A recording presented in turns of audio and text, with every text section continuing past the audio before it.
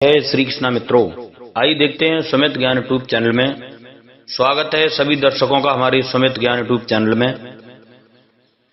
मित्रों, कहते हैं अगस्त का आश्रम सुतीक्ष्ण मुनि से विदा लेकर राम, सीता और लक्ष्मण ने वहां से प्रस्थान किया। मार्ग में उन्होंने नीवार, जलकदम्ब, कटहल, साखू, अशोक, नीतीश, तेनिस, चिरबेल्ब, महुआ, बेल, तेंदू तथा अन्य अनेक जंगली वृक्ष देखे। विचित्र वनों, मेघमाला, सुदृश्य पर्वमालाओं, सरताओं तथा सरोवर के नयन विराम दृश्यों को निरखते हुए तथा 2 दिन महर्षि अगस्त के भाई के आश्रम में विश्राम करने के पश्चात वे अगस्त मुनि के आश्रम के निकट जा पहुंचे। उस वन का वातावरण अत्यंत मनोरम था, मनोहर था। सुंदर विशाल वृक्ष खिली हुई लताओं से शोभायमान हो रहे थे। हाथियों द्वारा तोड़े जाकर अनेक वृक्ष पृथ्वी पर पड़े थे। वानर वृंद वृक्षों की ऊंची ऊंची शाखाओं पर अटखेलियां कर रहे थे। पक्षियों का मधुर कलरव चहुं ओर सुनाई दे रहा था। हिंसक पशु भी हिरण आदि के साथ वैरभाव को छोड़कर कल्लोल कर रहे थे। उन्हें देखकर राम लक्ष्मण से बोले, हे लक्ष्मण, महर्षि अगस्त के आश्रम के अद्भुत प्रभाव से जन्मजाति शत्रु भी एक दूसरे की हत्या करना भूलकर परस्पर स्नेह का बर्ताव कर रहे हैं। यह महर्षि के तपोबल का ही प्रभाव है। यहाँ आकर राक्षस भी उपद्रव करना भूल जाते हैं।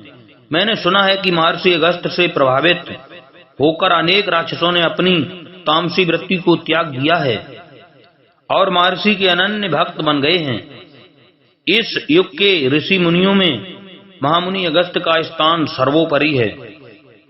उनकी कृपा से यहाँ के देवता, राक्षस, यक्ष, गंधर्व, नाग, किन्नर आदि सब मानवीय धर्मों का पालन करते हुए अत्यंत प्रेम पूर्वक अपना जीवन यापन करते हैं।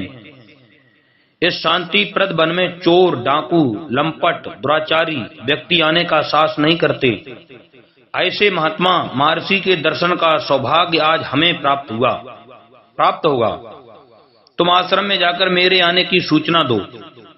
राम की आज्ञा पाकर लक्ष्मण आश्रम के भीतर गए और महर्षि के एक शिष्य से बोले, हे सौम्य, कृपा करके तुम महर्षि अगस्त को सादर सूचित करो कि अयोध्या के तेजस्वी सम्राट दशरथ के ज्येष्ठ पुत्र श्री रामचंद्र जी अपनी पत्नी जनक नंदिनी सीता के साथ उनके दर्शन के लिए पधारे हैं। वे आश्रम में प्रवेश की अनुमति की प्रतीक्षा कर रहे हैं। शिष्य से लक्ष्मण का संदेश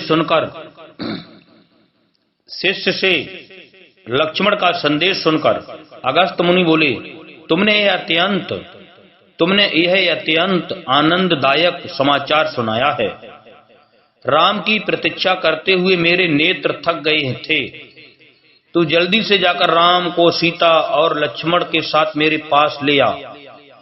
शिष्य राम, सीता, लक्ष्मण को लेकर मुनि के पास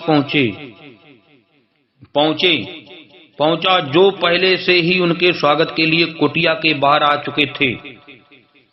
तेजस्वी मुनि को स्वयं स्वागत के लिए बाहर आया देख राम ने श्रद्धा से सिर झुकाकर उन्हें प्रणाम किया। सीता और लक्ष्मण ने भी उनका अनुसरण किया। अगस्त मुनि ने प्रेम पूर्वक उन सबको बैठने के लिए आसन दिए। कुशल क्षेम पूछने तथा फल फूलों से उनका सत्कार करने के पश्चात वे बोले, हे राम, पूर्व तुम्हारे दंडक वन में प्रवेश करने का समाचार सुना था। मैंने 10 वर्ष पूर्व तुम्हारे दंडक वन में प्रवेश करने का समाचार सुना था। उसी समय से मैं तुम्हारी प्रतीक्षा कर रहा हूं। यह मेरा सौभाग्य है कि आज मेरी इस कुटिया में तुम जैसा धर्मात्मा, सत्यपरायण, प्रतिज्ञा पालक, पितृभक्त अतिथि आया है। मेरी कुटिया तुम्हारे आगमन से धन्य हो गई है। इसके पश्चात महर्षि ने राम को कुछ दैवी अस्त्र शस्त्र देते हुए कहा।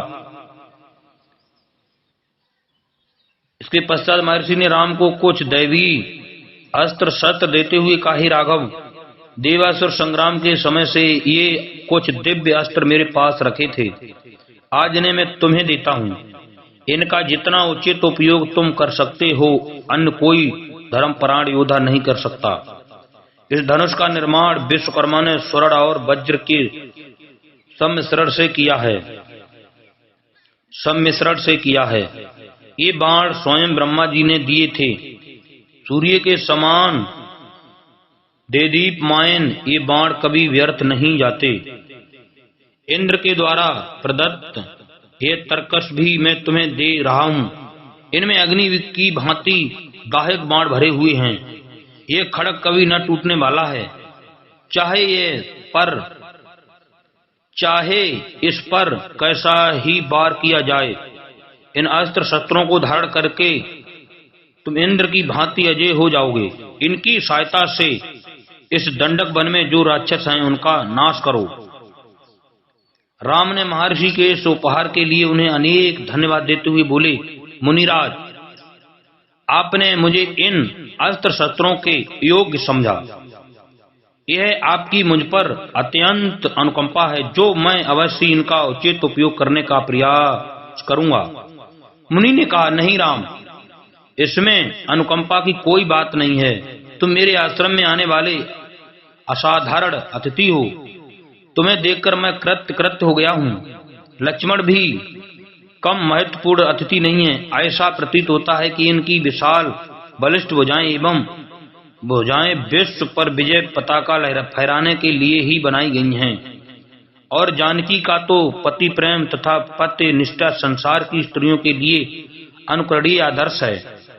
उन्होंने कभी कष्टों की छाया भी नहीं देखी, तो भी केवल पति भक्ति के कारण तुम्हारे साथ इस कठोर वन में चली आई हैं। इनका अनुकरण करके सन्नारियां स्वर्ग की अधिकारिणी हो जाएंगी। तुम तीनों को अपने बीच में पाकर मेरा हृदय प्रफुल्लित हो उठा है। तुम लोग लंबी यात्रा करके आए हो, थक गए होगे, अतएव आप विश्राम करो। मेरी तो इच्छा यह है कि तुम लोग वनवास की शेष अवधि यहीं व्यतीत करो। यहाँ तुम्हें किसी प्रकार का कष्ट ना होगा। ऋषि के स्नेह युक्त वचन सुनकर राम ने हाथ जोड़कर उत्तर दिया, हे मुनिराज, इनके दर्शन बड़े बड़े राजा महाराजाओं तथा दीर्घ काल तक तपस्या करने वाले ऋषि मुनियों को भी दुर्लभ हैं। उनके दर्शन का सौभाग्य मुझे आज प्राप्त हुआ है। भला इस संसार में मुझसे बढ़कर भाग्यशाली कौन होगा। आपकी इस महान कृपा और अतिथि सत्कार के लिए मैं सीता और लक्ष्मण सहित आपका अत्यंत कृतज्ञ हूँ। आपकी आज्ञा का पालन करते हुए हम लोग आज की रात्रि अवश्य ही विश्राम करेंगे, किंतु वनवास की शेष अवधि आपके मनोरम आश्रम में हृदय से चाहते हुए भी बिताना संभव नहीं होगा। मैं आपकी तपस्या में किसी भी प्रकार की बाधा उपस्थित नहीं करना चाहता, परंतु आपकी सत्संगति के लाभ से भी वंचित नहीं होना चाहता। इसलिए कृपा करके आपके इस आश्रम के निकट ही कोई ऐसा स्थान बताइए जो फल युक्त वृक्षों, निर्मल जल तथा शांति वातावरण से युक्त सघन वन हो। वहां मैं आश्रम बनाकर निवास करूंगा। अगस्त मुनि ने कुछ क्षण विचार करके उत्तर दिया, हे राम, तुम्हारे यहाँ रहने से मुझे कोई असुविधा नहीं होगी।